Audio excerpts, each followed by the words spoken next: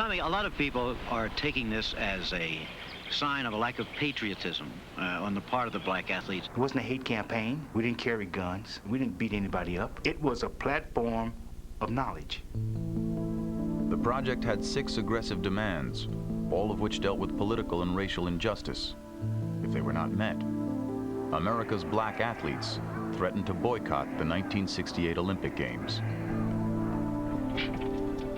Tommie Smith had reluctantly attended the initial meeting, but soon became a passionate supporter. The distrust, fear, even loathing of Edwards was that he cut through the hypocrisy that is both organized sports and the Olympics. They saw somebody like Edwards standing up there as a visible sign of something that was dangerous. Various forms of defecation have been smeared on my car and on the windows. The death threats were daily. I spoke out a lot against racism. I was a captain of the Air Force at that time. A soldier came up to me and he said, "You say another word on black athletes and racism in America, and you're court-martialed and you're in Vietnam the next day. Do you understand me?" And I had to say, "Yes, sir." When I came home to the school in which I was teaching, the principal said, "What did you think about that?" And I said, "I was very supportive." He said, "Well, I think that anybody who is supportive of that, including them, should all be shipped to Africa." And I got hate mail that said, "Nobody cares if you go, you're just another fast nigger." Movement forced all black athletes to take sides. Do I do it or don't I? That was the big question. Should we do this? Can we do this? How can we do this? What are the benefits? What are the pitfalls?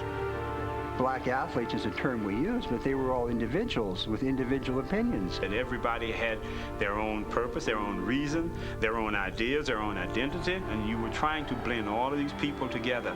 So of course they had questions. What's going to happen to us if we don't run? It frightened a lot of black people. But any time that there is change of that magnitude, people are caught in the lurch. People are caught in betwixt and in between. Are you for change or are you an Uncle Tom? I, at that time, was 28 years old. I had a wife and family. I had to go to work once the Mexico City Games was over. I don't want to boycott. I want to go. You had athletes who were in different regions of the country.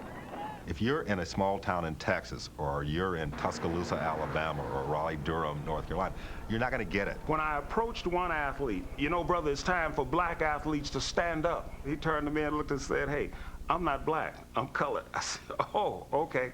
I mean, this was something that had just not gotten to the South at that point. Harry Edwards was in the West Coast being able to talk. Let him try that in Mississippi at that time. It wouldn't have worked.